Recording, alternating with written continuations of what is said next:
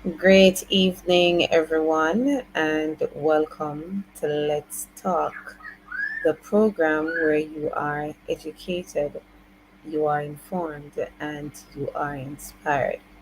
I am your host, Ancelena Versatility Boyd, and joining me soon will be my co host, Mr. Dwayne Davis. We have been absent for 2 weeks, but we are back. We have not changed our day permanently, but we are here on a Friday evening due to the availability of our presenter this evening. We will be looking at drug abuse this evening. As you know, May is being celebrated as Child Month, and we want to focus somewhat on our children for this month.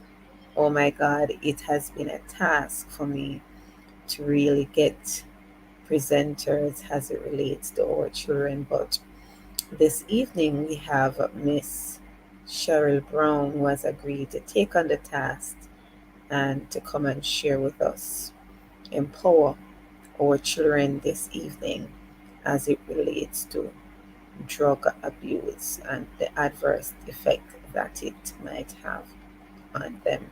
So stay tuned this evening. You are tuned into Let's Talk, your favorite program here on YouTube. I am expecting our presenter to join us shortly. My co host is also here in the background who will be coming on shortly.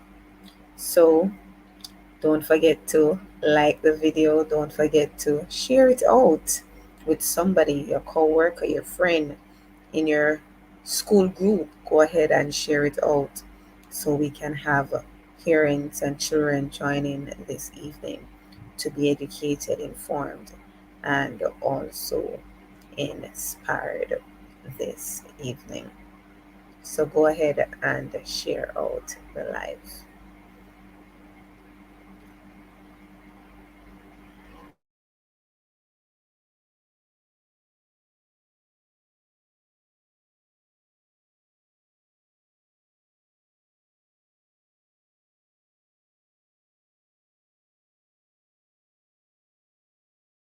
Tune in to Let's Talk with host Ancelena Versatility Boyd and co-host Dwayne Davis. It's the program where you are educated, you are informed, you are inspired.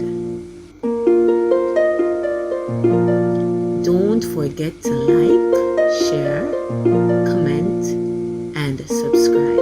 Stay tuned.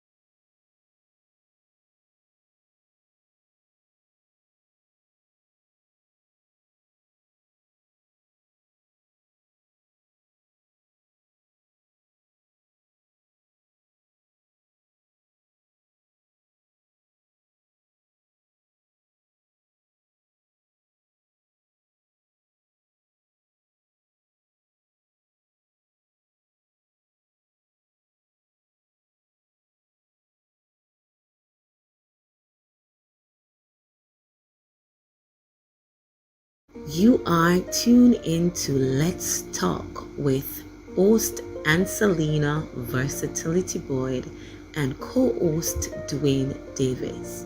It's the program where you are educated, informed, you are inspired. Don't forget to like, share, comment, and subscribe. Stay tuned. You are tuned into Let's Talk with host Ancelena Versatility Boyd and co-host Dwayne Davis.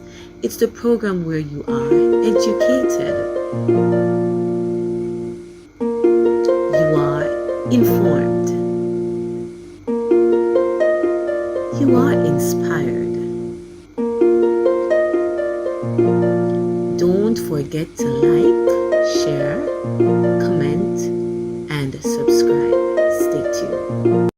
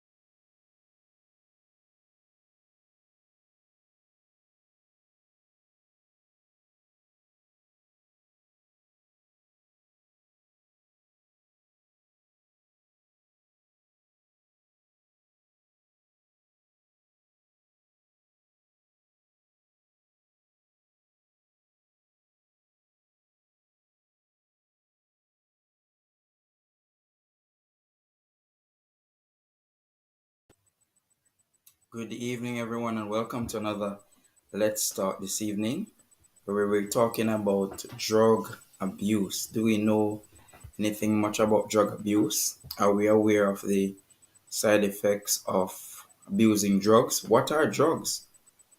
This and much more will be explored this evening as we continue to talk with a professional in this field of expertise, all about drug and drug abuse. So we are awaiting our presenter.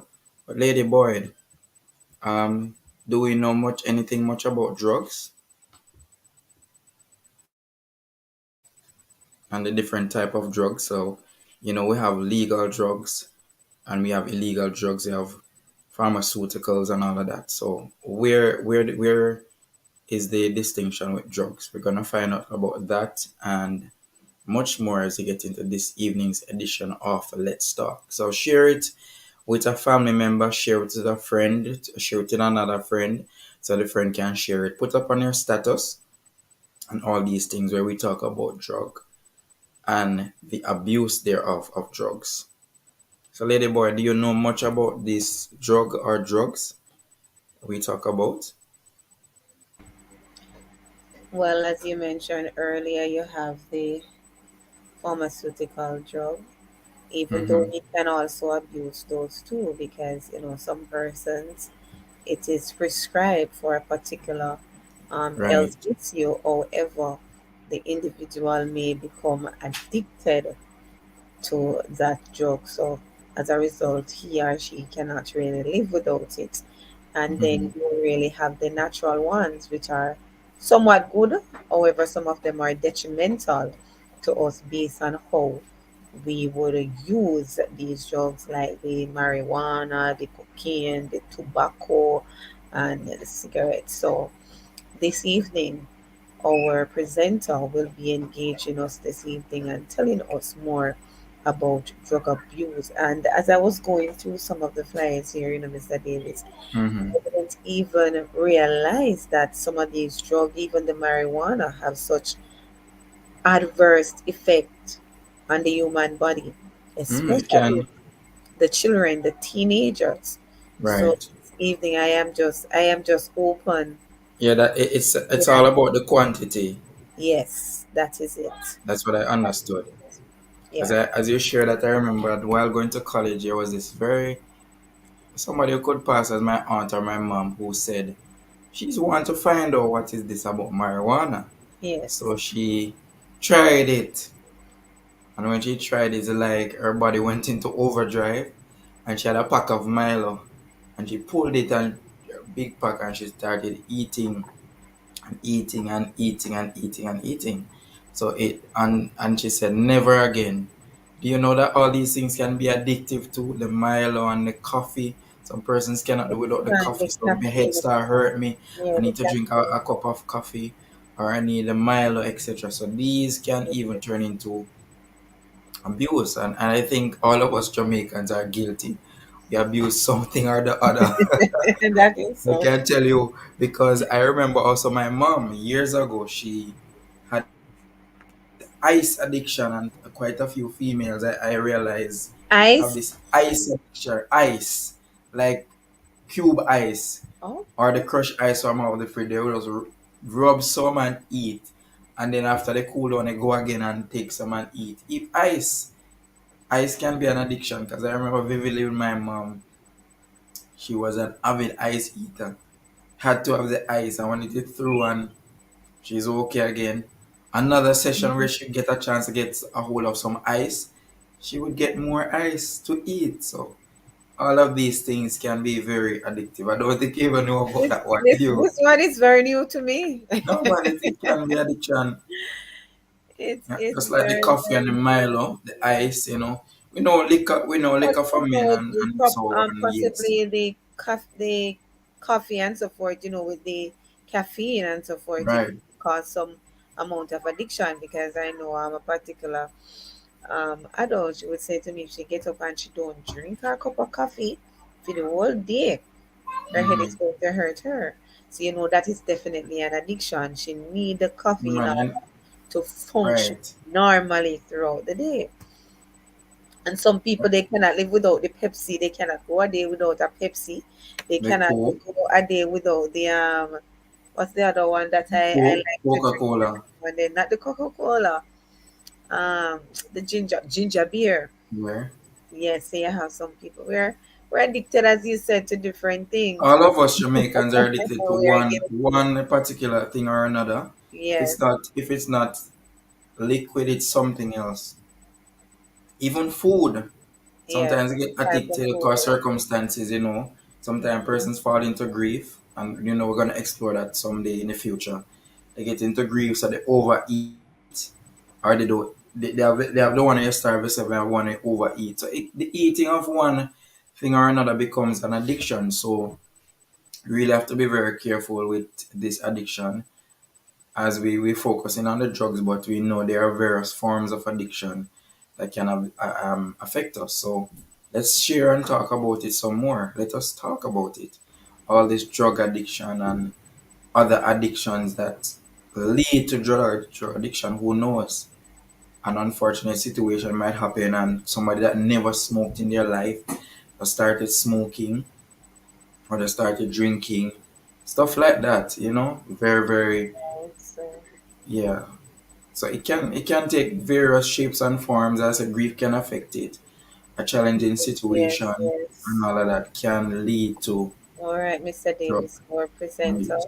is here with us. Hmm. So I'm just gonna add her to the Zoom. Welcome, Miss Brown. Happy Hi, New good Year. evening. Good evening. Good evening to you. Happy to have you sharing with us this evening. And let me just mention this to our audience this evening. I met Miss Brown only Tuesday and just approached her and just asked her if she could be a part of my program. And let me tell you, she did not hesitate. The only thing we had to work out was just the timing that would have been suited for both of us. So she is here this evening, and I just want to say thank you for Thank accepting you. the It's invitation. definitely a pleasure of mine to be Indeed. here. So, Miss Brown, we're gonna just ask you just to tell us a little bit about yourself, and then you can go straight into your presentation this evening. All right. So basically, I am the substance abuse officer for the parish of Clarendon at the National Council on Drug Abuse. And I have been in this position at the National Council on Drug Abuse for the past 3 years now,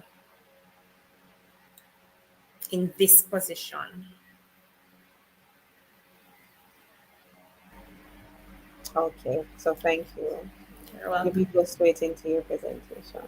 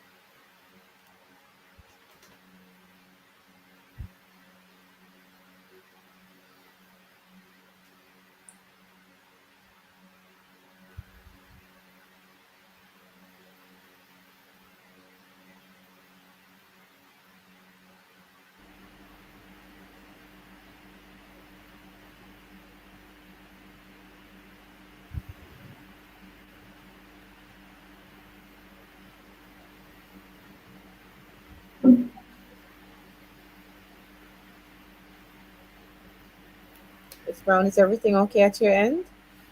Yes, ma'am. Everything is fine. Okay. Can I go ahead and put my presentation on the screen? Yes, yes, Okay. yes, Sorry, yes. I didn't realize. Yes, man, I did say that. Okay, my apologies. That's okay.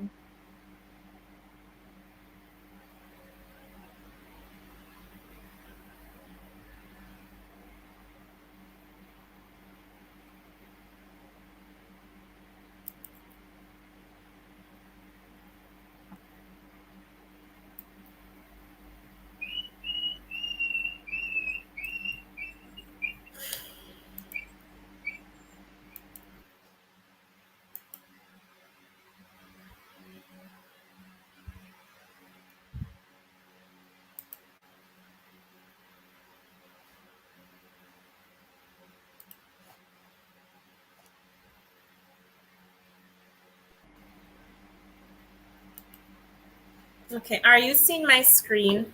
Yes.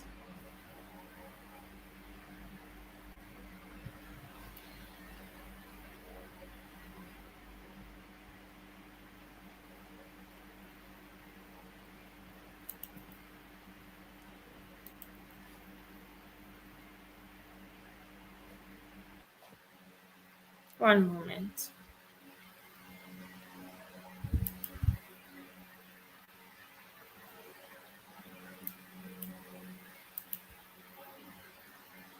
You're still seeing my screen? Yes, we are. Okay.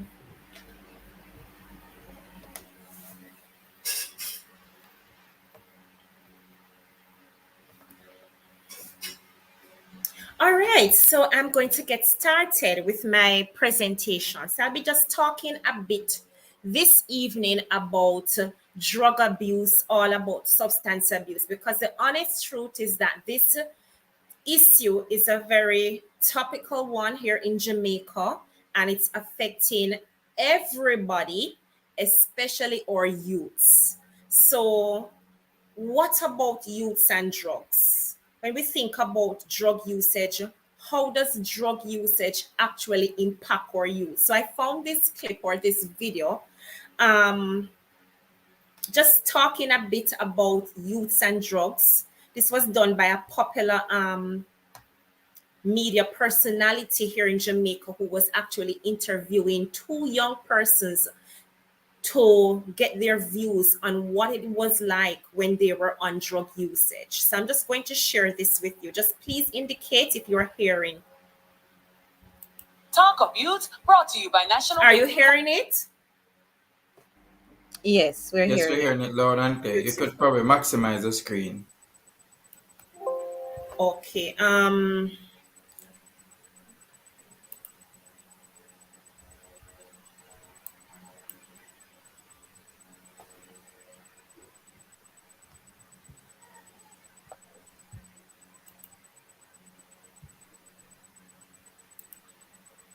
Is that better? Just put it on. You could probably put it on the slide itself and On then put slide it. itself? Right.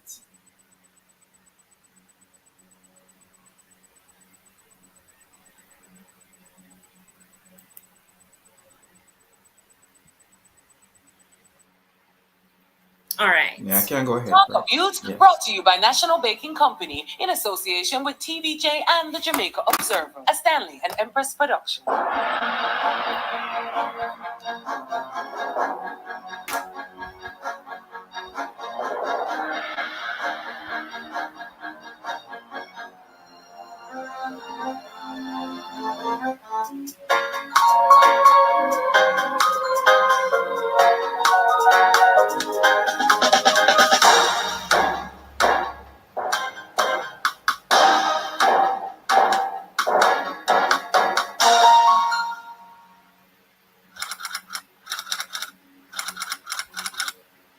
I started smoking cigarette at age 10. Then I graduated to weed.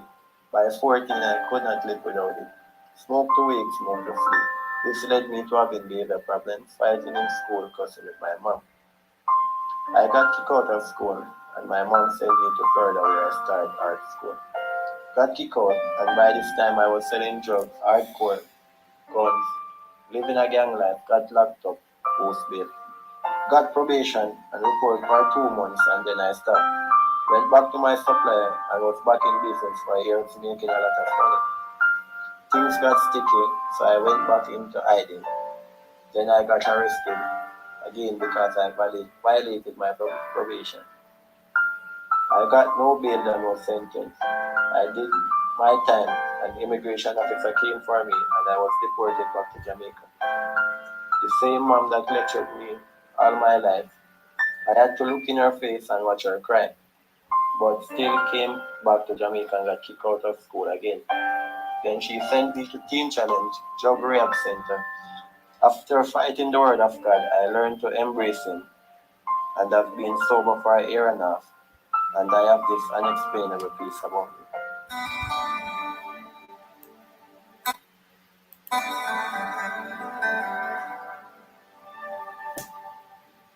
What talk of youth?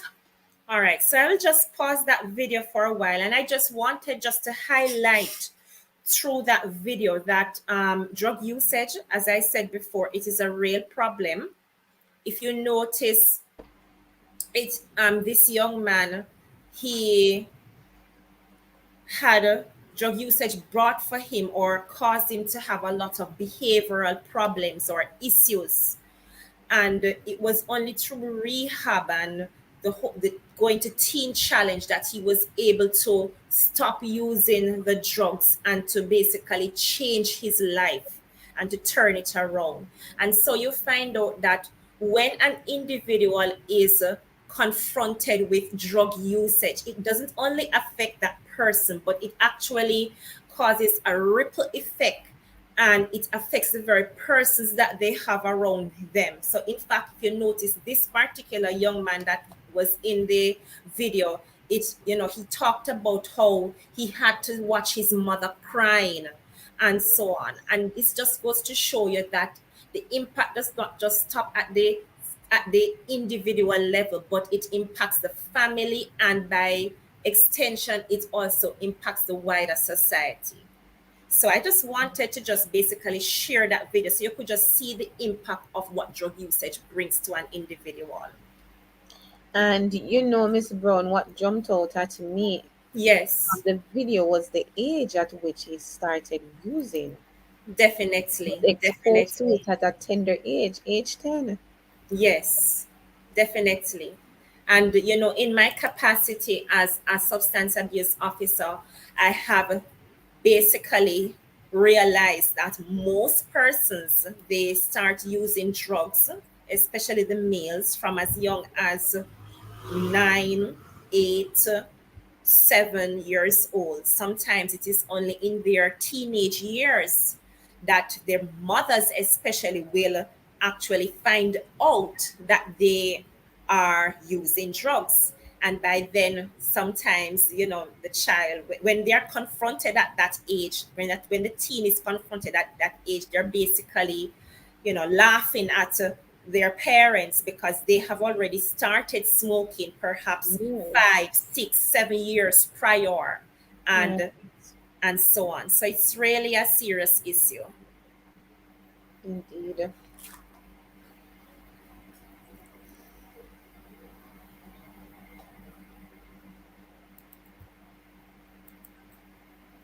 All right. So definition of drugs.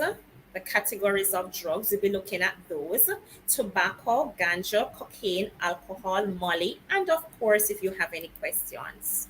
So, what exactly is a drug? And we consider a drug to be any substance, with the exception of food or water, that when taken into the body alters the body physically as well as psychologically. So it affects the person's physical state, which is the body, as well as their mental state, which is the mind. It changes the way how your brain works, how you feel, how you behave, your understanding, your senses. And of course, drugs can be natural or synthetic, it can be legal or illegal, and of course, it can be prescribed as well as non prescribed.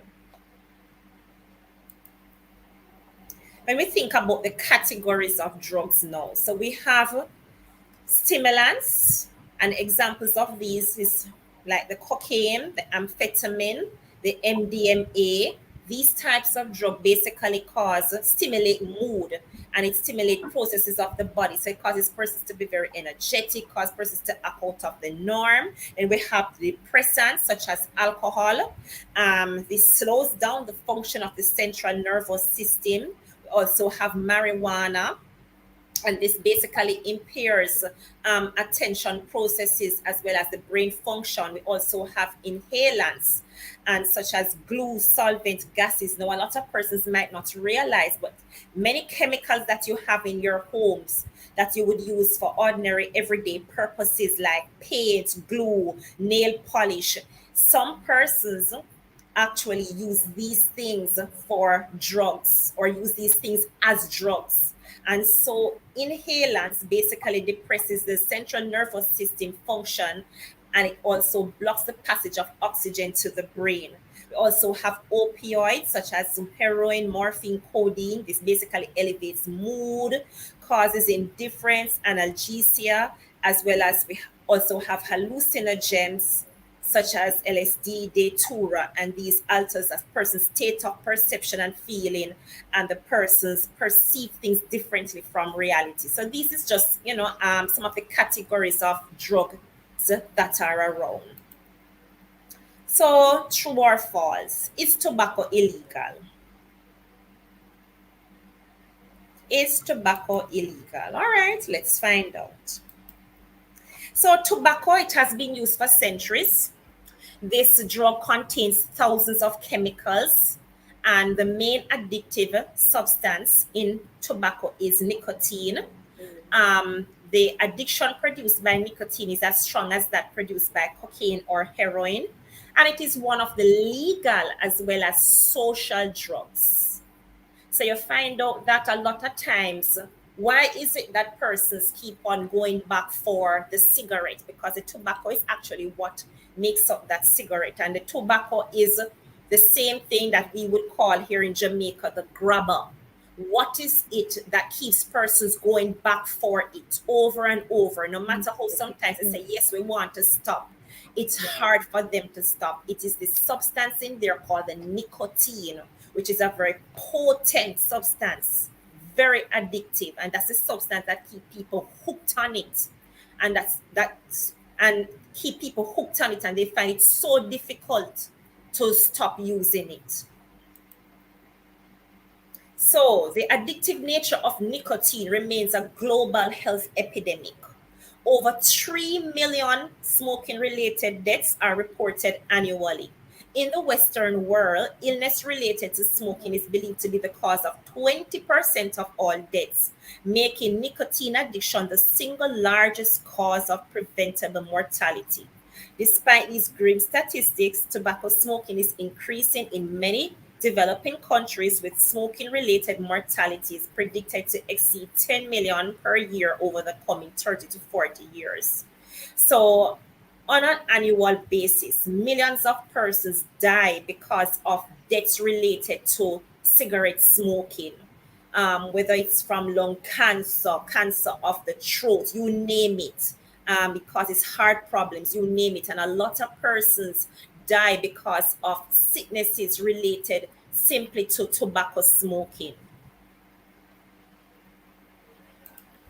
Years ago, I remember many years ago, the World Health Organization, when it realized the impact, that the health impact is especially that the cigarette smoking was actually having on persons, they started lashing out against the tobacco industry, and they started saying to the tobacco industry, listen, you need to do something to basically warn persons that the cigarettes is dangerous, and so on. And what happened, because of the World Health Organization, what happened, the tobacco industry, they started putting on the cigarette boxes Yeah.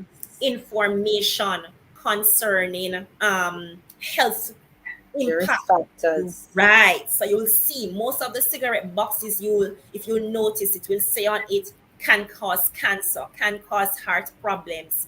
However, just simply because of the addictive nature of it, despite the fact that some of them might have the vivid pictures of the illness of what it can cause or the information, their person still gravitate. But it was an attempt by the World Health Organization to basically reach persons to say, listen, this is what this is what this cigarettes or this drug can actually cause.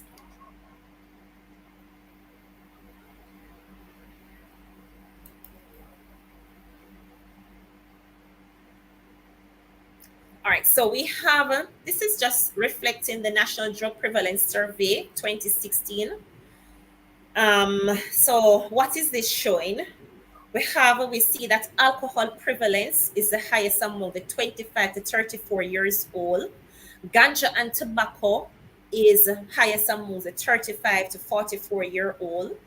And though 12 to 17 years old, which would reflect or which would translate to be about 297,000 odd, the prevalence appears low. Note that 2 and 3% translates to approximately 6,000 adolescents using ganja and tobacco, and 15% to approximately 44,650 using alcohol. Still requires urgent attention because of access and risk perception. So, what this is basically saying is that alcohol is still the drug that is widely used in Jamaica.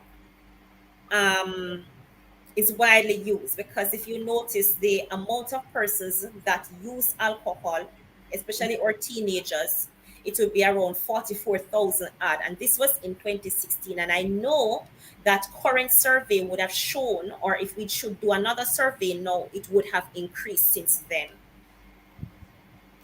Also, it says significantly higher male use of tobacco. So we find out that amongst the males in particular, there was a high usage of tobacco smoking.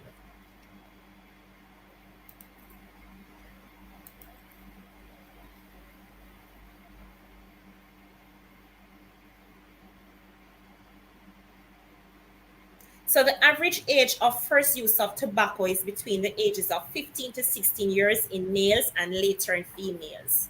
The current cigarette use among females has remained the same since 2001, 5%, and has decreased by 5% among males. Tobacco is responsible for 11% of all non communicable diseases, 3% of communicable deaths in Jamaica. Within the non-communicable disease group, we have ischemic heart disease accounted for 324 deaths per 100,000 population aged 30 years and over, with 6% of these deaths attributed to tobacco. Cancer of the trachea, the bronchus, and lungs accounted for 31 deaths per 100,000 population aged 30 years and over, with 71% of these deaths attributed to tobacco.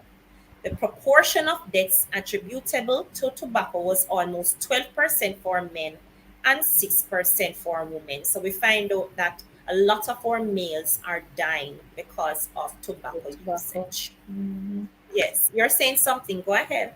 No, no, I'm just saying a lot of our male, as you were saying. Yes, definitely. Mhm. All right. So what exactly is in a cigarette? What exactly is in a cigarette? So this is what persons don't know. I mentioned nicotine not just too long ago, but the reality is that the tobacco has over the cigarettes, which is basically, made of the tobacco, has over 7,000 chemicals that Wow. makes it up. So every time somebody takes up a cigarette and smoke, 7,000 chemicals are basically going on the inside of them. So, yes, we have the most potent one, which is the nicotine, but that's not the only one. We also have cadmium, which is found in batteries, Mm. stearic acid, which is found in candle wax, hexamine, which is found in barbecue lighter, methane, which is found in sewer gas, acetic acid, which is found in vinegar, carbon monoxide, which you know is a poisonous gas. We have methanol, which is found in rocket fuel, ammonia, which is found in toilet cleaner, and toluene, which is found in industrial solvent, arsenic, which is basically poison. All of these chemicals is what a person is taking into their system each time that they smoke a cigarette. And the reality is that most persons really and truly do not know. So true. So, what is the impact of smoking? What happens when a person takes up the tobacco and they smoke it? What happens when they take up the grab of the cigarette and they smoke it? So, some of the short term effects, it causes the heart to beat faster, it causes the blood pressure to go up, it causes dizziness, it causes tension. Some persons will say that it relieves tension and tiredness. That's what persons will say. But over a period of time, you'll find out that a lot of persons will say that it causes them to lose energy, or they cause their body to feel very drained. And I'm saying this because I've had a lot of clients who will say to me, Miss, um, especially they will give me this report after they have started reducing or cutting, after they started reducing or they have stopped using it. They will say that they feel more energetic, they feel more lively in their body, are more lighter. So you find out that the cigarette smoking, it actually drains them after, when they're doing it.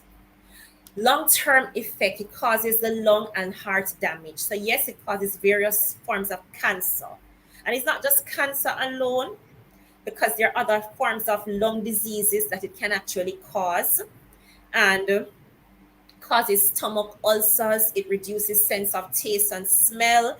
It can actually cause chronic obstructive pulmonary disease, and it can also affect pregnant women as well as affect persons in terms of causing young ladies to find it difficult to have a child, and it can actually also affect the sperm quality of men. So and you know that for a man to be able to impregnate a woman, that sperm quality has to be higher for a certain level for him to be able to impregnate a woman. So you find out that the smoking basically will decrease the sperm quality. It can also cause tooth problem as well as gum diseases.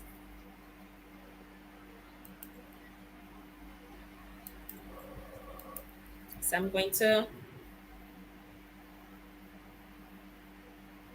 So one of the horrific diseases that the tobacco smoking will cause is COPD, chronic obstructive pulmonary disease. And this is a disease which affects the lungs. When persons have this disease, they simple things like getting up to go to the bathroom, just washing dishes, just doing daily activities around their home becomes very difficult. And when it gets to a chronic stage, you'll find that that person sometimes have to now rely on oxygen tank to be able to give them oxygen for for a number of hours for them to go through each day. So it is really something that is not pretty. And one of the symptoms of this disease is this chronic shortness of breath. So the person will feel like their breath is cutting off. And even if a person does not have this disease, I have found out in my interaction with persons who smoke that they will say to me a lot of times, especially teenagers, will say to me that, Miss, I have a problem. I experience shortness of breath. Just the other day, I was interacting with a 17-year-old, and he said to me, Miss, I cannot go back on a football field and play a game of football um, for a good 60 minutes or so on, because ever so often he has to stop because he feels as if his breath is cutting off. So your person will find out that just continued usage of it, they will find out that things that they will be able to do, just simply going up a flight of stairs, becomes very difficult. And Yeah. I'm saying that the persons who are complaining about this is sometimes not very old persons, but it's the very young persons or teenagers who are having this problem, and it is simply because of the smoking. So what happens when a person stops smoking? So I won't go through everything, but you can look at the screen. So in 20 minutes, your blood pressure will return to normal. In about 8 hours, the carbon monoxide level in your bloodstream will drop by half, and the oxygen level will return to normal. In 48 hours, your chance of having a heart attack will begin its long decline, and all nicotine will have left your body. Your sense of taste and smell will return to a normal level.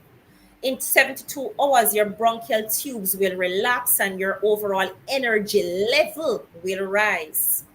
Um, in around 3 to 9 months, what will happen? The coughs, the wheezing, the breathing problems will dissipate as your lung capacity improves by 10%. And I'm glad that this is said here, because another effect of the smoking of tobacco is that a lot of persons, if you notice, if you observe them, those who are smoking, you'll notice that they have a dry cough.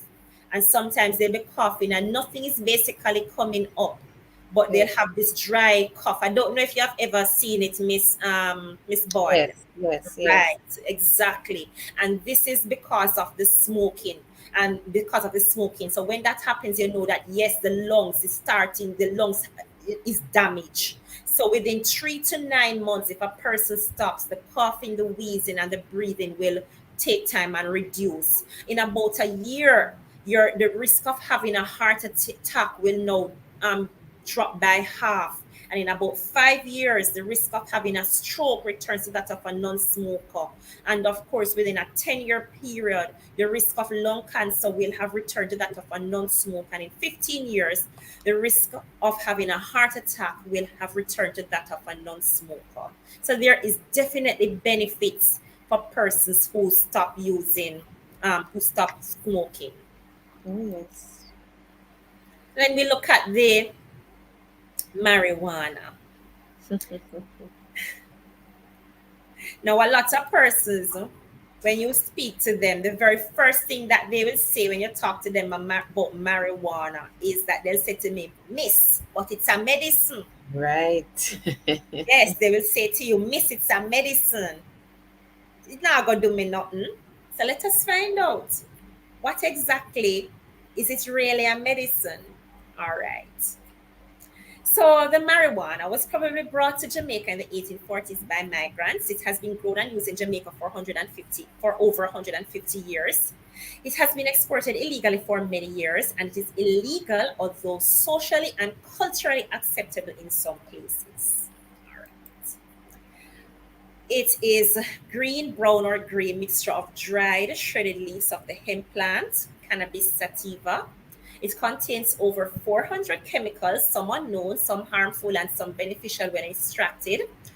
And two chemicals in there that is very good and has medicinal benefits in there is canasol, which is good for glaucoma, as well as asthma which is good for asthma. So yes, it does have medicinal benefits. The main ingredient is there is the tetrahydrocannabinol, THC for short, and it causes some who uses the drug to experience a calm euphoria while others might react differently. So, yes, a lot of persons, just to go back a bit, a lot of persons will say, it's a medicine. It's good for me. I can use it. And yes, it does have medicinal benefits, but like everything which has medicinal benefits, it has to be one medically prescribed. And you and I know that if something is medically prescribed, it comes with instructions as to how to use it. So you never go to the doctor yet, or you never go to the doctor and the doctor gives you a set of tablets or some form of liquid to take, and the doctor will say to you, oh, go home and just take all at once. No, it comes with instructions. Take perhaps two times daily, one in the morning, one in the afternoon. And that's basically the same for the marijuana. So it is advisable that this usage of this of the plant of the marijuana should be medically prescribed for you to get the benefits in terms of the help towards the glaucoma as well as the asthma. And I would also say sometimes how persons use it, the medical benefit is never derived so much from the smoking. It is always in another form. So even here in Jamaica, we are lots of persons who are utilizing it by smoking it. I'm saying yes, we are smoking it, but it's and they will say yes, it's a medicine. It does have medicinal benefits, but it's not necessarily derived from the smoking. Okay. Not only that too, but I would say to persons how a person uses it. So if a young man gets up and from morning he is smoking, and you see him in the afternoon and he's still smoking, and one spliff lights the other, spliff lights the other spliff, there's absolutely no medical benefit in that. What that is called addiction, and that's far from benefiting that person um, in a medical sense. So the scientific names for marijuana, we have cannabis sativa, cannabis indica. The street names: ganja, grass, spliff, weed of wisdom, sensimilla, sensi, joint, herb, cali, cali weed. And believe you me, there are many more names for marijuana out there. The weed of wisdom is new to me. I didn't know that one. Okay. All right. Okay, so how is it used? It is dried, crushed, and it's rolled in a paper and smoked. Some persons smoke it in a chalice or pipe, especially the Rastafarians. It can be swallowed in solid form, can be eaten in or with food. A lot of persons consume it like that. And it can also be drunk as a tea or a beverage. So I'm just going to skip this a bit. So how do you know if somebody is smoking the ganja? And we know definitely the smell of the ganja on the clothes, the person, you know that when they start smoking, their fingertips get black. Sometimes persons start neglecting their appearance, they lose interest in most things. Some of them not motivated to do things that they would normally do before. Some persons gain weight, some lose weight, some change their friends, their peers. So sometimes they don't want to hang out now with friends that do not smoke. They tend now to gravitate towards persons who smoke. Yeah. Sometimes also the sleeping pattern for persons change. So some persons might find themselves sleeping more, some persons find themselves sleeping less. The short-term effects, some persons will say to you that okay, it causes them to feel calm, relaxed, sleepy. It causes the heart to beat faster, the reaction time slows down. It actually causes the mouth, the throat, and the lips to get very dry. The eyes get bloodshot, the eyesight blurs. It causes your sense of judgment, impairs perception. It hurts their motor skills and make driving more dangerous and makes it harder for you to focus, learn, and remember things. And even the other day when they were revising the Road Traffic Act here in Jamaica, I was so happy to see that they actually started putting in the law that persons must not smoke and drive, because the reality is that a lot of persons don't think that smoking will impact driving, their ability to try to drive, but it can actually cloud a person's judgment. And we know that we need proper judgment on the road, and it impairs their perception. And we know that we need all of these for a person to be able to maneuver on the road properly. So you find out that smoking, not just alcohol drinking, but smoking also has an impact on persons who are on the road. So the long-term effects of the smoking, it can inflame and irritate your lungs, cause shortness of breath, faster rate for picking up infections, ongoing cough, lung cancer, loss of memory, lowers ability to fight colds and flus. It also, just like the tobacco, it can also lower a person's sperm count and movement. It disrupts the menstrual cycles or the menstrual period or the cycle for women. It makes your heart work faster. So normally the heart beats between about 50 to 70 times a minute, but that can jump to 70 to 120 beats or more per minute for 3 hours after the effect kicks in. And due to this, it can raise a person's chance of getting a heart attack or of Yeah. getting a stroke. Right. Oh. Now, before I continue, I just want to say, and I'm going to address this issue. So, just going to step a bit away from the ganja smoking, and before I continue, and I want to address this by just talking a bit about vaping. Now, the vaping is the use of the e-cigarette. And the reality is that a lot of persons think that the e-cigarette is a cooler alternative, or is an alternative for persons who want to alternative for persons who want to move away from the smoking of the ganja or the marijuana or the smoking of the cigarette. When it was actually, when the e-cigarette came on the market, it was actually marketed to say that okay, if you wanted to stop smoking the cigarette or the ganja, then the way to go is the e-cigarette. But what persons have realized is that instead of that happening, there has been a dual increase. So you'll find out that persons will do the e-cigarette, or they'll do the vaping along with the regular quote unquote cigarette or the regular weed or the spliff, as we call it. So we find out that it has increased usage of both. Now the same effects or the chemical, for instance, the e-cigarette, the same chemical, the nicotine, is actually found in the e-cigarette, and some of the e-cigarettes or the vape, some of them actually contain the THC, that is the potent chemical found in the marijuana. So some of them contain that.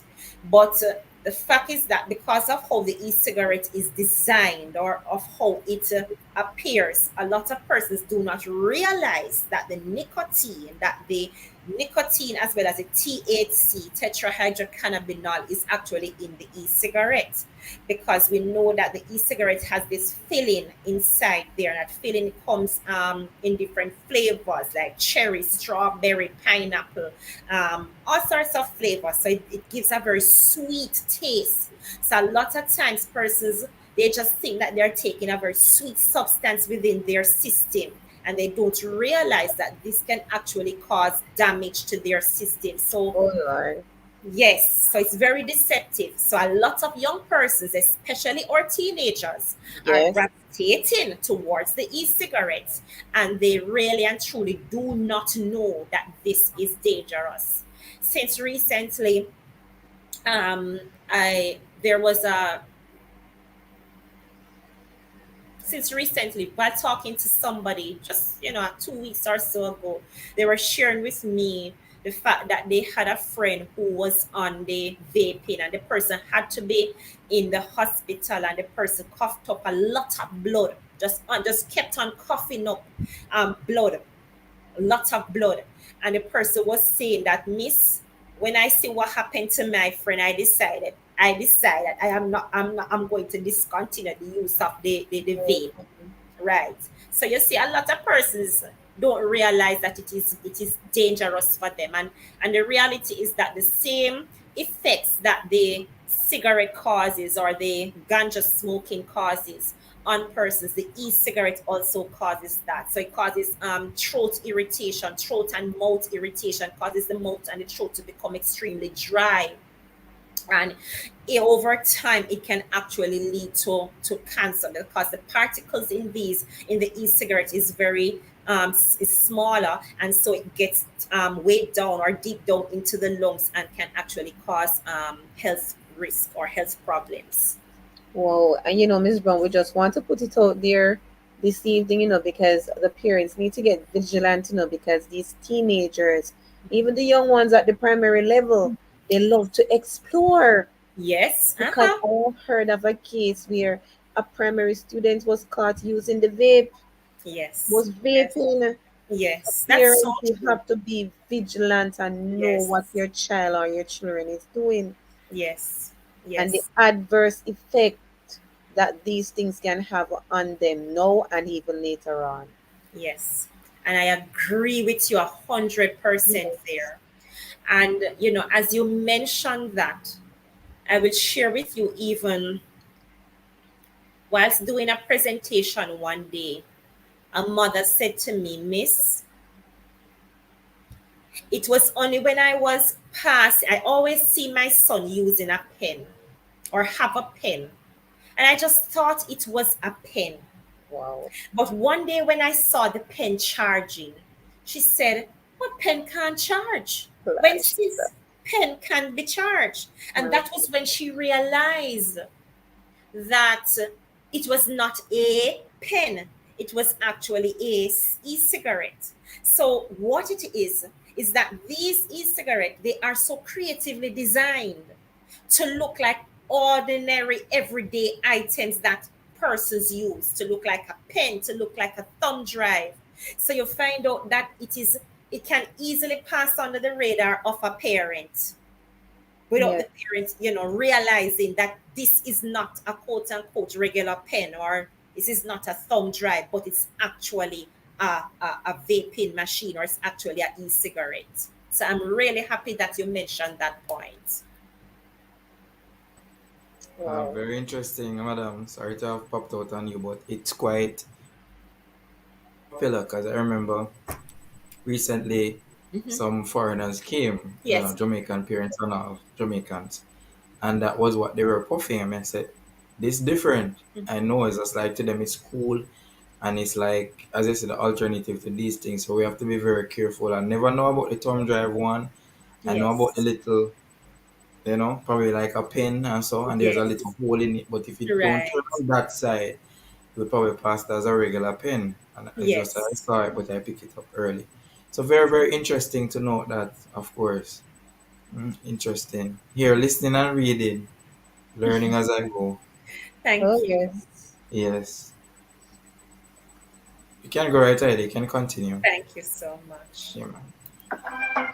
So we're going to listen to this clip just talking about the decriminalization and the legalization of the ganja in the Jamaican society. So you'll get to know just a bit more about um, what is taking place on our in the Jamaican society as it regards to decriminalization and legalization of the ganja. Well, one bro. Well, go on, you good man. Yeah, man. How are this? Brother, you can't take off my spliff, so bro. What kind of style that you ever violate the thing? I say them free up the thing, bro. Them all use the thing for medicine. Yes, you can use certain extract from it for medicinal purposes. But who tell us that the thing free up? Get your facts straight. The law decriminalize it and set limits and fines. What do you mean decriminalize it? It means, the police never arrest you if you have 2 ounces or less. But the police still can give you a ticket and fine you.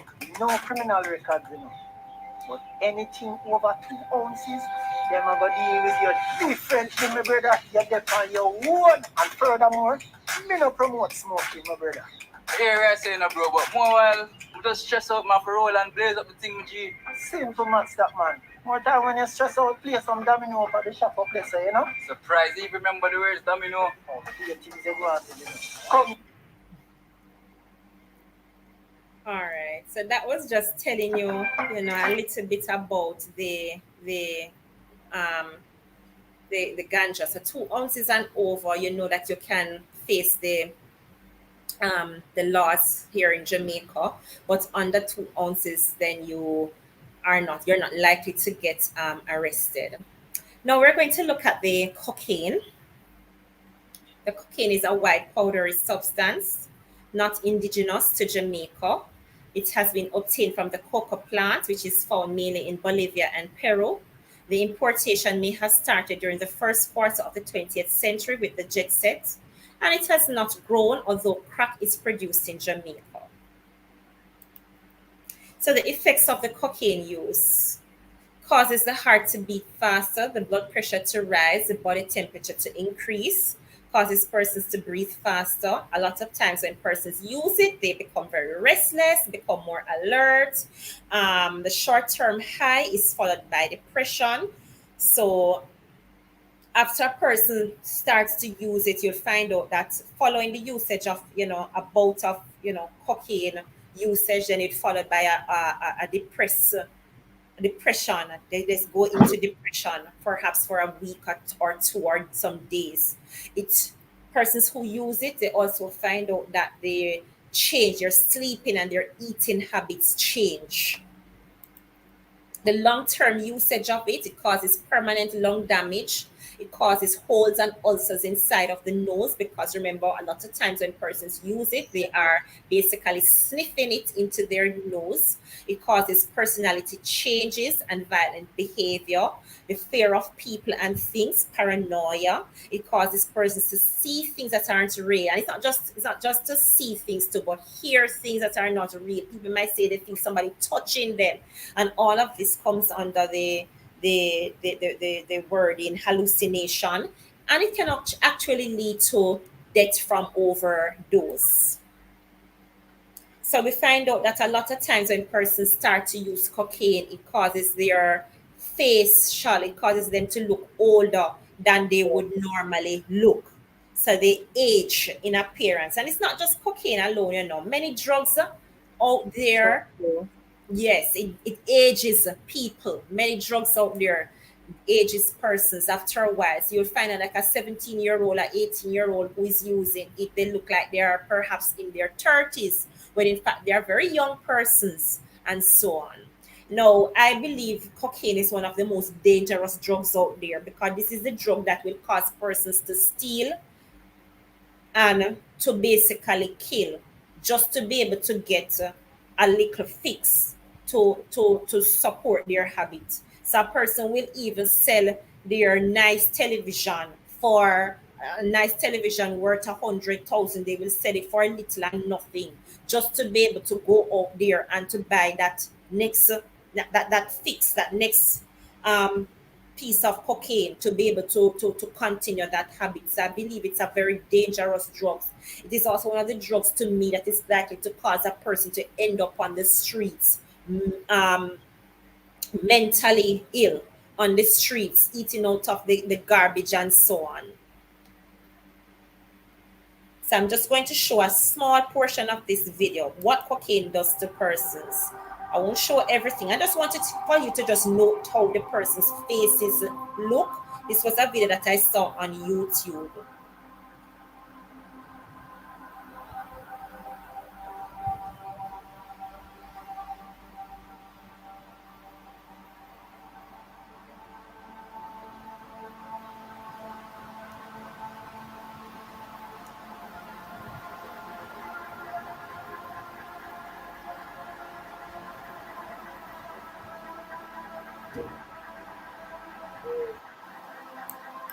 All right, so it's just to basically show you that this thing is real, and it when persons start using it, their entire appearance just changes.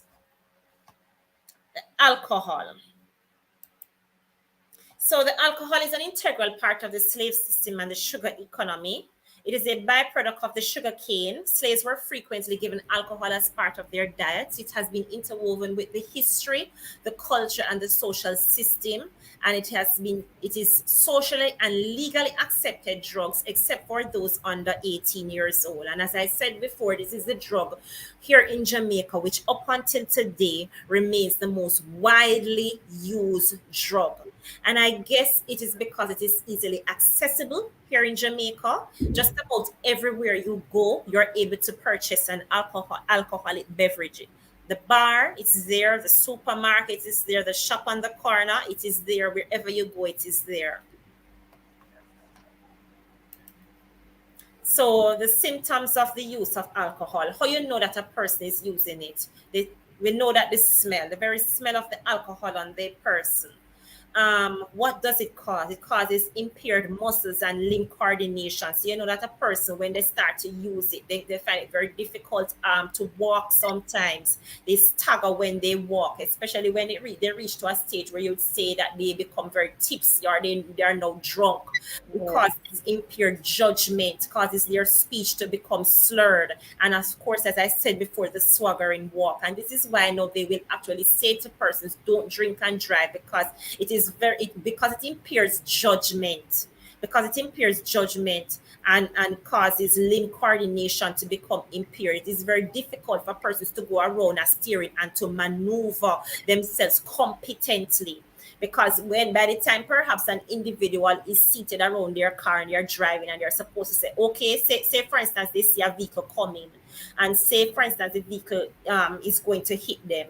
By the time they must realize that they need to swerve, it is already too late. And sometimes, the impact, an accident happens, and so on. Not only that too, but a lot of times, because of persons under the influence of alcohol, they run off the road, they hit innocent persons, and causing death. So a lot of persons have lost their lives simply because of other individuals who are using the alcohol.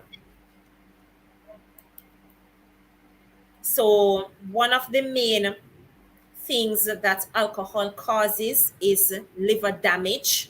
It scars the liver tissue, and this results in a disease which we call cirrhosis of the liver, which basically causes the liver to become very hard. It is irreversible.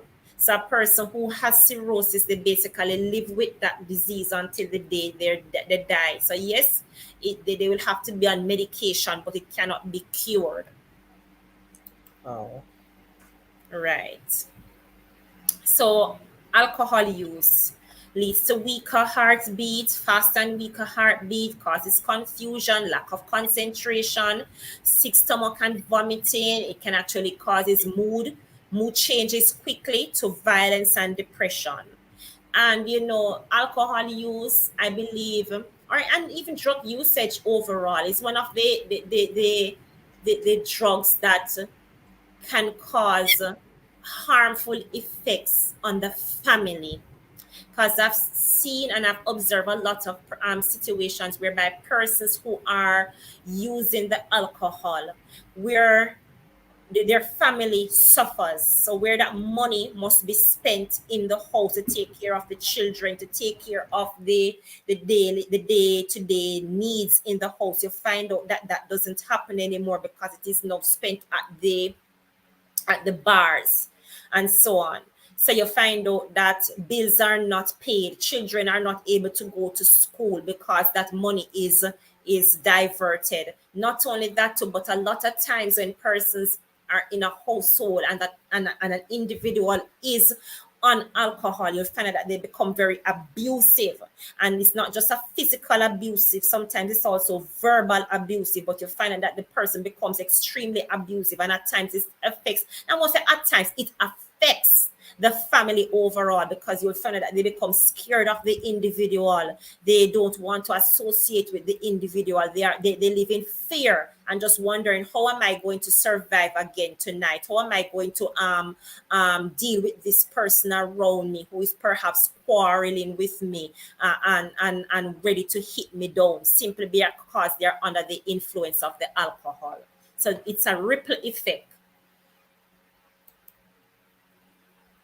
So the long-term effects: permanent liver, heart, and brain damage, liver cancer, or what we call cirrhosis of the liver, stomach ulcers, high blood pressure, alcoholism, death from overdose, and of course, death from road and other accidents.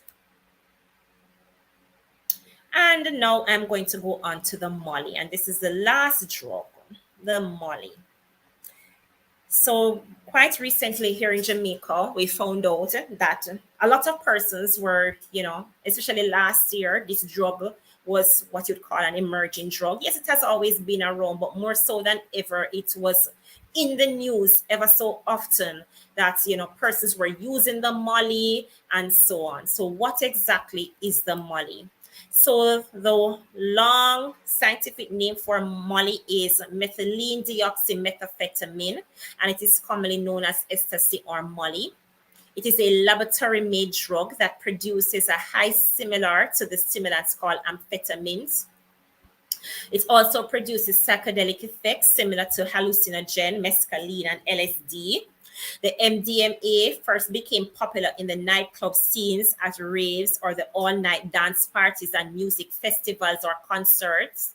So it is now used by a broader range of people, and the drug effects generally lasts from around 3 to 6 hours. So right here in Jamaica, in our dancehall scenes, in our parties, a lot of persons were using this drug to get to get a high and so on. And the reality is that when they use the Molly, they were actually using it with the alcohol. So they would actually put the Molly into the alcohol. So it was not just one drug that is working, no, but it's now two drugs. And we already explored the effects of the alcohol. So just imagine now adding the Molly to it. So that's now two effects of the drugs on an individual. Now, when Molly, this is just MDMA is a Schedule 1 substance, which means that the US government has determined that it has no medical benefit and high potential for abuse. So research is still continuing as to whether MDMA might have a medical benefit, especially for persons who have post-traumatic stress disorder as well as terminal cancer patients with anxiety. But that is still under research, as to in terms of that benefit, as in terms of that benefit, but how persons are actually using it, really and truly, here there is actually no benefit. Not only that, so but the countries that actually produce the Molly, by the time it gets here into Jamaica, it has already undergone several changes. So a lot of other chemicals would have been added to it. So you find out that the no Molly, no two Molly will ever be the same. So for instance, I might buy a Molly from a person, client, I might buy a Molly from A, and another person buys a Molly from B. and what I get from my Molly will be different from what a person gets from the one who buys from B. So you'll find out that some Molly contains cocaine in it. Some contains the very bad sauce that we use. Some of them contains other harmful drugs like PCP, ketamine. All of those chemicals are found in the Molly. So, and you'll find out that as persons, because persons tamper with the drugs, they add all sorts of other chemicals to the drug.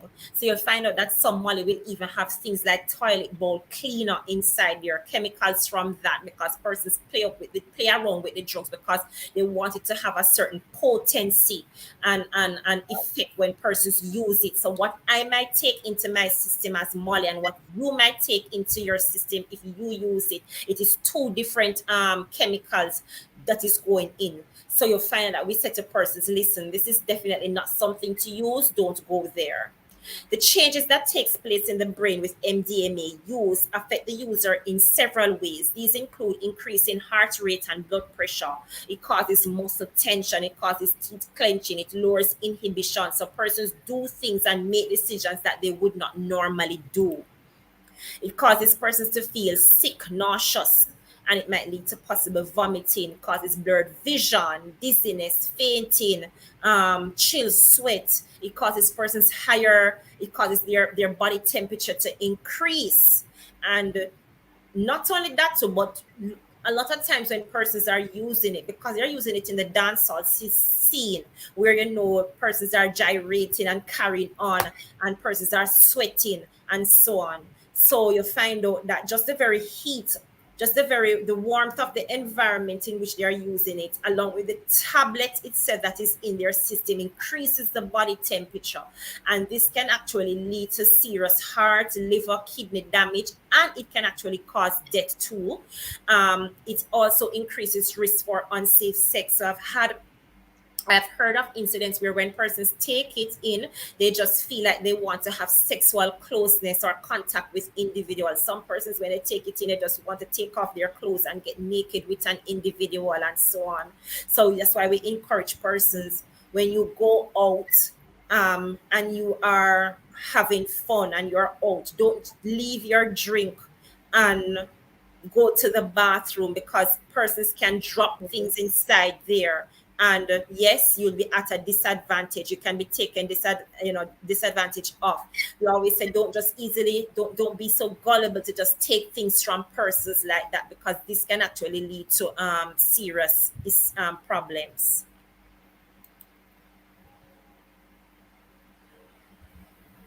Researchers are not sure if MDMA causes long-term brain changes or if such effects are reversible when someone stops using the drugs. However, studies have shown that some heavy MDMA users experience problems that are long-lasting.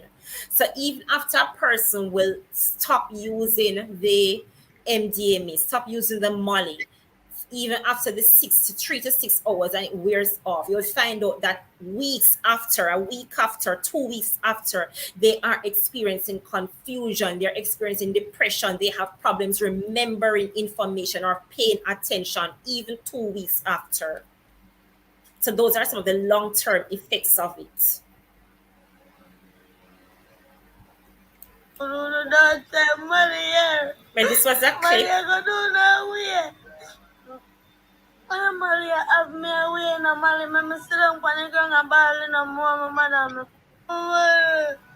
So this was actually a clip that we found on YouTube of persons who were on the Molly. And it just goes to show that when persons are using it, the impact. Sometimes they're not aware, as I said before, of what is actually going on around them. Remember these pictures. This is a team. All right, so I'm going to skip that story. I'm going to skip that one, and I'm going to read the story for you. So this is a story of Maxine. Maxine is a 26-year-old woman. Says she quit using the drug after a few months because of the effect it had on her body. I first tried Molly over a year ago. I was hanging out with some friends and I was having a very hard time at work, and they said, well, why not try this? I was curious when they described some of the things that happened when they took it, And I was like, why not? So I did, and it was an interesting experience. The first thing that happens is this kind of emotional release, she recalled. I never bought it. It was never my money. I just know that the pills used to show up. I don't know where they got it from. She said each time the drug wore off, she would become increasingly uneasy. It doesn't make you feel hungry. So the next day, I would have nausea. You want to throw up and can't throw up because you didn't eat. So I would have nausea and headache. And for me, this would continue for 2, 3 days and sometimes 4. And I don't like feeling nauseous. There was also the painful and disturbing grinding of her teeth. When I realized the side effects with the grinding of my teeth and the nausea, I didn't want that. I didn't like it. The grinding, I didn't like that. I didn't like the side effects, and I didn't like that I didn't have control of my body. I realized that this was just something I was doing to myself, and the side effects lasted way too long. So the lows were too lows for me. So I stopped. I didn't have any withdrawals. I didn't have anything like that. I still hung out with the friends. So even when they were taking it, I didn't. I hated the side effects so much that, and I hated the side effects so much that compelled me, and that compelled me not to take it anymore. So this was just a story of a person who was just sharing what it has been like since she started using the Molly. Um, and I have basically come to the end. Wow, what a wealth of knowledge shared this evening, Mr. Davis. So I'm much telling you. to take in before we really get to the question. I just want to say hi and welcome Sister Nasa this evening. So she is saying, thank God for Jesus, or else my mother would still be smoking cigarette. They most times sell their high value assets Yeah. for little or nothing, and that is so true. When you are addicted to these drugs, you will do anything. You will stop at nothing to Yes. get to these drugs. As you mentioned earlier, the cocaine, you would stop at nothing to get these. I want to backtrack just a little as it relates to when you were talking about the inhalant. I want to ask you about the rubbing alcohol. Can that also be classified as an inhalant and be addictive? Because I notice sometimes you see some persons Inhaling it. just inhaling, and they have to have their alcohol all the time. And let me tell you, sometimes when I spray it, because I use it as my sanitizer, and when I spray it, every time I spray my hand, I have to They smell. always do like this. I have to smell it. I just give you a little calming feeling. I don't Confidence. know. Yes, Yes, yes, Mr. yes. Davis is laughing, but it's true. It is true. So I want to I know know if it's it's the going to first. be It's the first that addictive. question has ever been posed, but I wouldn't consider the alcohol to be an inhalant. Yes. Or so no.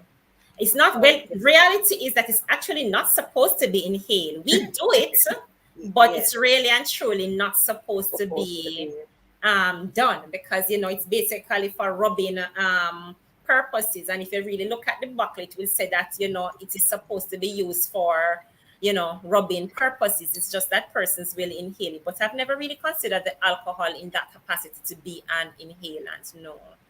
Or Okay. perhaps, or well, no, not necessarily. No. Okay. You also have, as Lady Boy said, as I was laughing earlier, you also have persons that have the inhalers in their nostril. I Oh. mean, like, Oh, wow, like for minutes, once for hours, but they have it there for a while and enjoy it. What about that one? no, no. In terms The, of, the mo- I would, when you think about inhalants, you're looking at things like the paint, the nail mm-hmm, polish that they have, paint, nail polish, the glue that you use to glue up a book. Those is what you would consider as inhalants. And right. so because the reality is that some persons actually use these things to get a high, to get Wow. high. So you have seen persons who will take the glue, put it in their hand, and they are doing this to get that high. Even the very gas, the petrol that persons used to put in their car, that actually is considered to be an inhalant. So persons will actually get these things and sniff them to get that to achieve that high, that euphoria that you're looking for. Oh, Yeah. quite interesting, of course. Yes. Wow. So you brought down the drugs under these things. I was taking a bit of note, the stimulants, the depressants, Right. and the marijuana inhalants. Could you tell us some more about the opiates? What's the heroin and the morphine? Tell us a little bit more about those, Well, and those more commonly known as what? Because you well have the those Jamaican terms, you know. those drugs basically cause like the heroin and so on. They cause persons to have like increase, to become very restless, um to become very restless, to become very energetic. So you find that a lot of times when persons start to use these drugs, they're all over the place.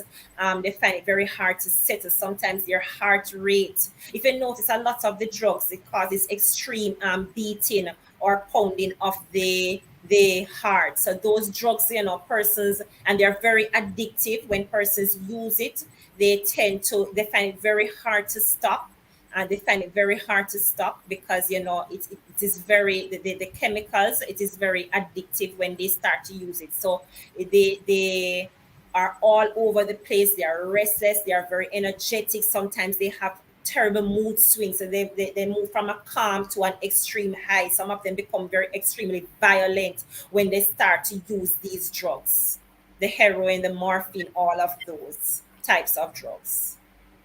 But we Oh, find out that here in the Jamaican landscape, um, I'm not saying it is not used, but perhaps at a very minimal level or so on. In fact, to be honest, in my capacity, I've never interfaced with any of persons who have said to me that they use these type of drugs. Most of the time, it's always the quote unquote traditional alcohol, the ganja, the tobacco, and drugs like that.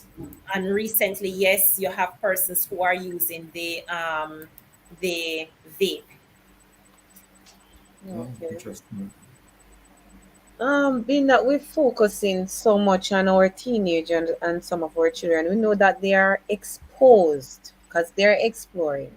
That's all they do. They explore and they want to be a part of and they want to be involved. However, we have some parents who we would say they are not so much involved in their children life. How can you identify that a child is substance abusing? How you can identify that a child is Okay. using substance abuse? Right, substance Sometimes abuse. we look at the behavior changes. Because normally when they start to use it, the reality is that you'll find a quiet, nice child all of a sudden becoming very aggressive. So you'll find out that that is one of the key indicators that yes, there is a possibility that that child is using drugs. Sometimes too, apart from the mood swing, sometimes they can become withdrawn. So you'll find out that things that they would normally be interested in, they are no longer interested in doing. You'll find a child coming to school every day, and instead of going outside and playing and being active, they now start to put their head on the desk, and ever so often they are sleeping when they should be active, working and so on. So they want to sleep and so on. So that is how you can know. Also, sometimes the very smell of it, you'll smell it on their clothes, and you might see them. You might see the lip color start to change, and the fingertips start to get dark, and you say, oh, there's a possibility that this is what the child is actually doing. Okay. And So then I'll you, oh, go go ahead. ahead. Go ahead. Go ahead. I was just going to say that unfortunately, some of our children are not under strict parental monitoring. And because Yes. of this drug usage, they end up using drugs. Because I have um, heard of and observed and seen situations whereby young boys in particular, when you say to them, what age did you start? They will say, oh, I started from age 5, I started from age Oh my God. 6, 7. And you say, how comes? Where was your parent? And they said, Miss, I used to hang out with the bigger boys in the community, older boys who would be like 17 years old, 20 years old. And there you would have amongst them a little child of 10 standing up, 8 standing up. So what do you think will happen? There's going to be some observing, They're and gonna then partake. eventually they're going to be using. And Right, that they're is gonna what partake. has happened. So there need to be a sense of responsibility, and sometimes it is also from the home. They might see mommy and daddy using it, and they too want to go out there Definitely, and definitely, also explore definitely, as well. definitely, definitely. And you've as you mentioned, parents using. I can't forget. One day I had a client, and the client said to me, Miss, when I was around 11 years old, my father used to plant ganja.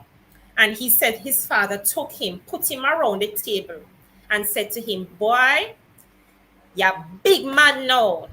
My, Start smoke. And he wow. said his father was the one who rolled up the spliff and gave it to him. And that was how he became hooked on it. Some of the other teenagers that I interact with, they will say to me that, Miss Brown, I started smoking because my father would send me to the shop to go and buy the cigarette. And when I go and I buy the cigarette and him finish smoke it, that little butt that he throws away, I would go take up that butt, Wow. relight it, and do my thing. Persons also, I've had one client, he was in his 40s and he was suffering from alcoholism. And he said to me, he got introduced to alcohol by way of, when his parent would send him to the shop to purchase the rum.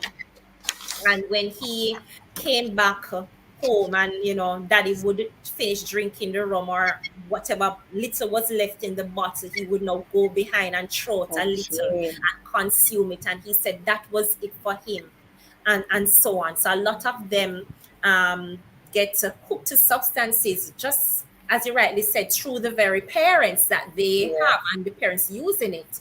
Sometimes too, because alcohol is a part of it has been a part of our culture. We find out that sometimes it is used in foods to enhance it. So in the very cereal that persons use at Christmas Christmas cake. times and the Christmas cake, the alcohol is used in there. But little would we know that persons are the children that we have are like that feel or like that taste of that rum, and this is how they actually get introduced to it through the very cereal that you give to them as parents, and they you would not think that that would actually be a problem. So that is just how it is. I'm glad you picked up on this whole sorrel point because I remember a relative of my wife, those we went to visit them and they say I was sorrel in a ginger beer bottle. And I pulled it and tasted it. I wasn't tasting no sorrel. Oh, sorry, is it true? The Yeah. rum, Rum. like Mm-hmm. rum, literally rum. Rum. Yes. Yeah.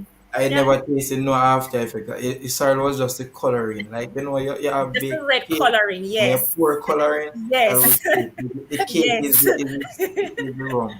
Yes, Yes. they were Uh-huh. very, very much so very strong. I mean, I don't think I even mixed it out and it was too Mm-hmm. strong. Too strong. No, Yes. very, yeah, as I said, Yeah. introduction of these because I see parents, even the little babies, they're drinking these alcohol Mm-hmm. Giving them a beverages and it's taste. A you just taste, put it at their right? mouth. You Yes. just taste it and they, very Yes. much so they get hooked Hooked at an on early it age. at a very early You age, know, sir. I understand that it's so. When I take time out to big up Miss Lynette Jackson all the way from over there in St. Vincent and the Grenadines Yes, was on the welcome. program and we spoke our story, and she was hooked on these drugs from an early age.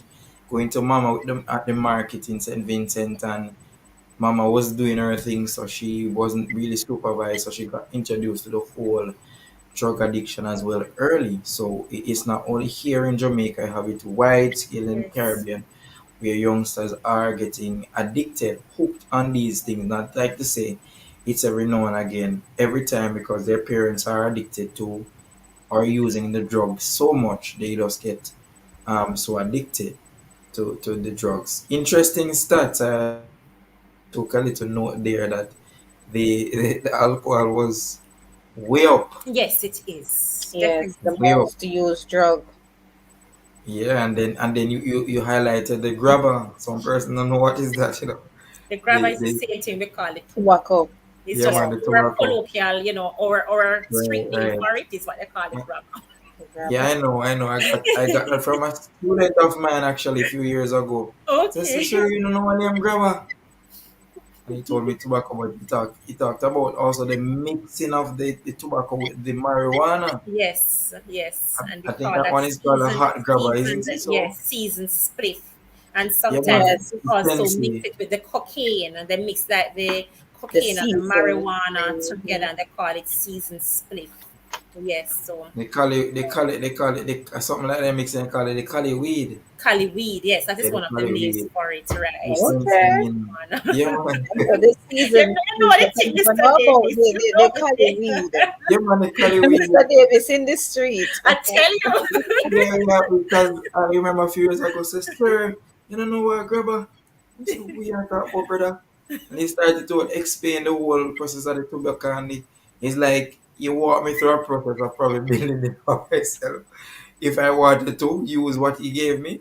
So very And that was a interesting things student. about that. Yeah, and from then, these students have experience, these youngsters. I am sure Miss Brown would have learned a wealth from the time she was there. But Yeah. very, very interesting stats and somewhat quite disturbing. As I say now, with even with the marijuana, quite wide scale. I see students that have graduated from the primary school that we're at now and high school and finishing up school. And I saw this very recently. I saw this very stout young man,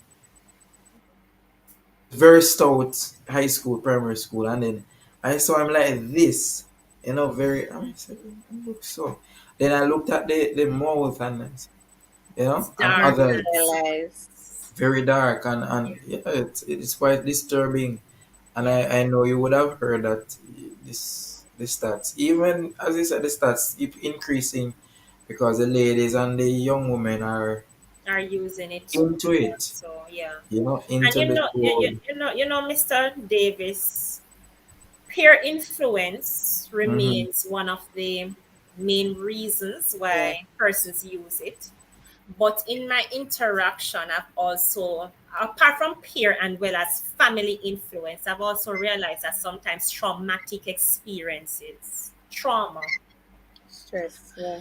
yeah, trauma, believe it or not, a lot of our young persons have gone through experiences which are very traumatic, and sometimes for them they feel like it's Hmm. the only thing that can actually help them Yes. to cope. For a release. Because alluding to Right. that, you were saying no, you were just talking just before you came on about addiction in general. Yeah. I was telling you that addiction can affect somebody having a grief in the family and all of that. Yes, And also I yes. was saying to Ladyboy that other things are addictive substances, although they might not be harmful, like the ice. So Mhm. another experience with my mom with the ice, from getting ice to the point where there's no cube ice that flows off the fridge. The sheer one, you would scrape it off just to kind of get that fix, almost That like it's cocaine, So it's very. I know. I don't know if you would have dealt with any of these in the field that led to the alcohol abuse, the tobacco abuse, or the drug abuse. Have you ever dealt with anything like from the ice to the other substances that might not necessarily be harmful that led to these, like you mean they started using the ice and then they eventually and maybe start using other other substances that are substances. not harm, maybe What a I have soda and so. seen is, or have heard, is where persons will say that they started smoking like paper, or they Mm-hmm. started smoking like dry leaves. And then they Yeah. Right. graduated from that. Then they moved up to the cigarette, and they moved up to the ganja and so on. But they started from just simply smoking the book leaf or Yeah. some other dry, leaves outside, and they would roll it up and, practice a thing. And then they graduated from that. Then, they started using the real thing. Right. I've seen that, right? I've seen Okay. Well, we were all smokers when we were younger. Can you imagine? Or if you remember the dry ice in school, I don't know if you remember the dry ice. We'd roll it up in the paper. Hey, Miss Brown, you know that one? that. No, Dry ice. May I try to recall the one near Mr. The Davis? dry ice, man, little cube them, man. If you in your hand too long, they burn you. I okay. think I know. Little I think I know ice what is you're dry talking ice. You put it in there.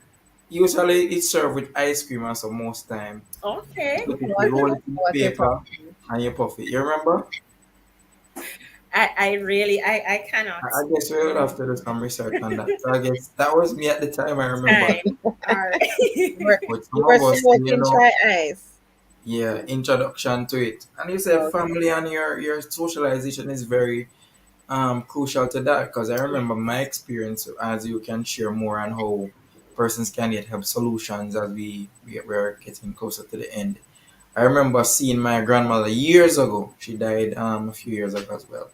God rest her soul. She came to Jamaica and I saw her smoking. And as a youngster, I said, me I go try. So it's like I just say when they throw down a little, but I am almost like that one. But I didn't throw down a little, but I took one. I lit one and I puffed. And trust me, I started coughing. I mean, English cigarette. I think it's more potent than the ones we have here. Yeah. Just a small puff, and Just a I small. coughed. I coughed. I couldn't stop. I don't think even water relieved me at that time. Very, as I said, the whole influence of that with the Yes. youngsters.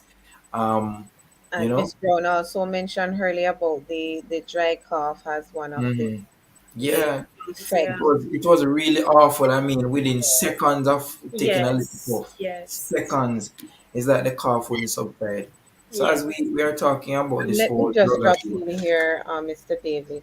sure. So, as you know, it is always said in everything, moderation is important. So, I want to ask you the question: is there any moderation as it relates to the crack cocaine and the marijuana and the tobacco as it relates to our children and our teenager, or do we tell them stay away from it totally? I Do say not start. totally stay away from it. That's Yes, my message to my teenagers. Stay away from it. Stay away from it because the moment they start using it, sometimes it is very hard for them to stop. And some of these drugs basically have no medicinal benefits in them. And as I said before, how even the very marijuana, which they say have medicinal benefits, yes, it does, but how it is used by a lot of persons, then there's no medicinal benefit there. What it actually does is to cause persons to become addicted to it. So I will say to persons, don't use to teenagers, stay away totally from it. That's my message to them. Don't attempt to use it. When persons offer it to you, be quick to say no. yes. And don't try to explore. And don't try to Yes, explore because a Mm, lot of persons or teenagers, they use it. Some will say to me, Miss, I started using it because of curiosity. I mm-hmm. wanted to see how it felt.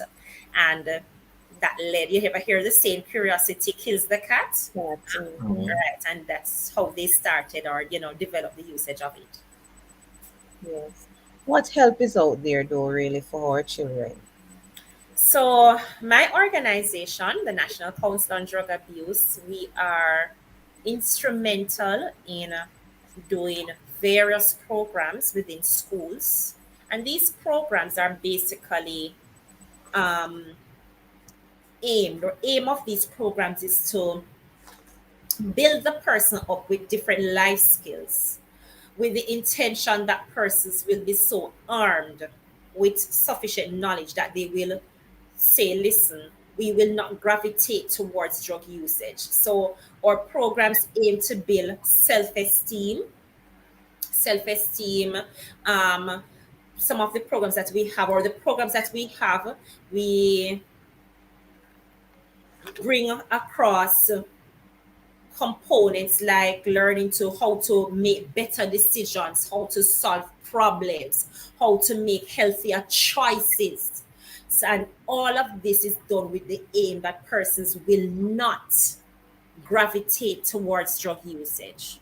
And yes, we do have persons who utilize the drugs now, and Yes, what I we was do, getting we right. offer counseling to them with the intention of helping them to quit using the drugs and so on. And at the National Council on Drug Abuse, the counseling sessions, they are free of cost, and persons can get help. So I know you mentioned about the counseling session, but what about those kids who are now really, really addicted to these things? Is there any like rehabilitation, rehab, or support that is There there is for them? rehab, there is rehabilitation, but I don't know if there's any rehabilitation for very small children. But I know that for teenagers and adults, there's rehabilitation. So we have Teen Okay. Challenge, which is a popular place in St. Anne. We also have other places like Patricia House in Kingston for adults. And there are other sites in Jamaica that persons can go to get help, at least to be in rehab, to move away from the drugs. Yes. Okay. Thank you. Over And to you, even Mr. the clip that I showed at the beginning, I don't know if you heard when the young man said that he went to Teen Challenge, and it was through Teen Challenge that Was he helped. was able. So that is just one of the places that persons can go and get can be rehabilitated. Yes. No. Yes, indeed. I've heard of these places. Actually, know a gentleman who has been at it, well, a number of men through the church. They have Yes. came and they have shared. Because I remember this young man, their sons are pretty much living in Clarendon, working here. But I remember the father, he had challenges with his addiction, and another gentleman was at church a few years ago. The Teen Challenge program has helped because it helped to rehabilitate where there's persons who have gotten off for years and years, and Patricia House. But Patricia House is geared mainly towards the females, really. Is that so? I think it's the males. The males. The males. As I know, there are other social programs that is out there, but I've heard success stories via Teen Challenge because it takes them out of their whole environment, which is Right. in and where it's cool and nice and all that. It gets them to interact with other persons of their Persons. age. Yes. And there is indeed help out there. So the National Council on Drug Abuse gets help, and get more help. Help. So help is Definitely. out there. Help is not only on the way, it's right here on Let's Start this Right. evening. We Right. spoke about drug And our abuse. number is 564-4357. So for persons who want help, you can call our helpline. That's 564-4357. Let me just type it in the chat Indeed. here Five six also. four four three five seven. 564 4357. 57.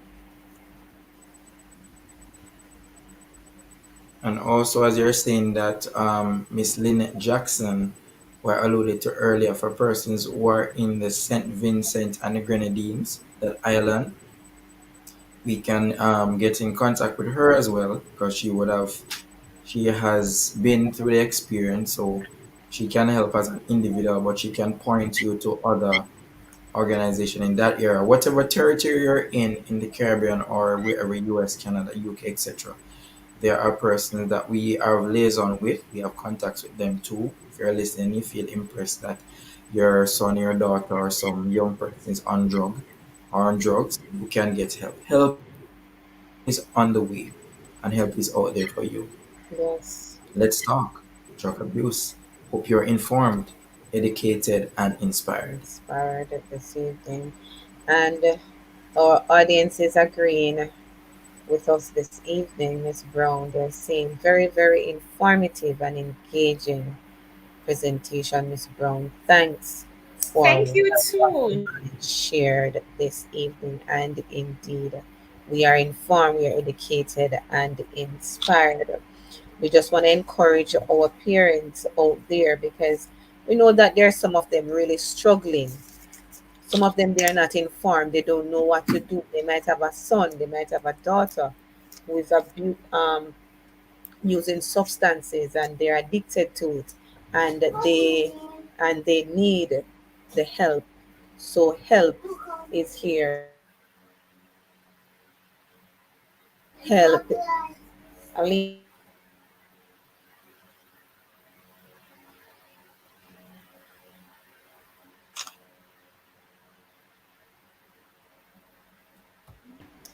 yes, sorry about that. I was talking to my daughter.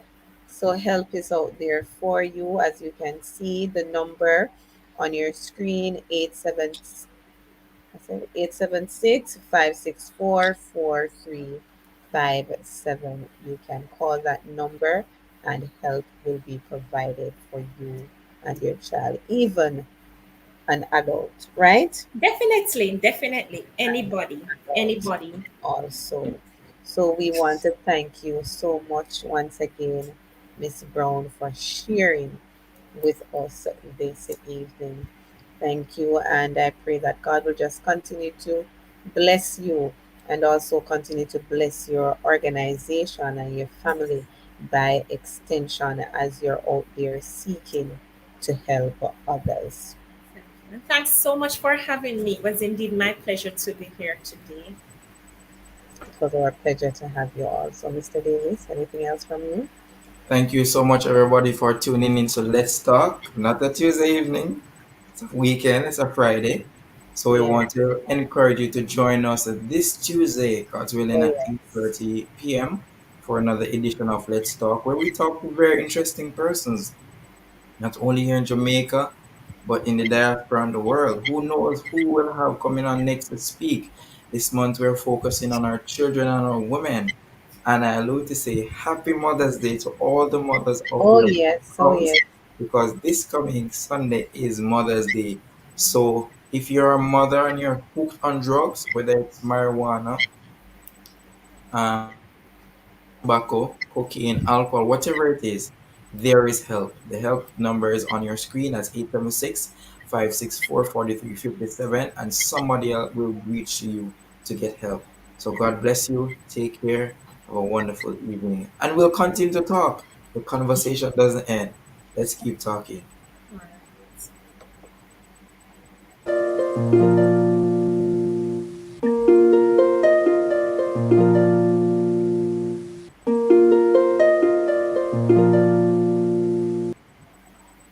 Bye bye, everybody. Do have a blessed night.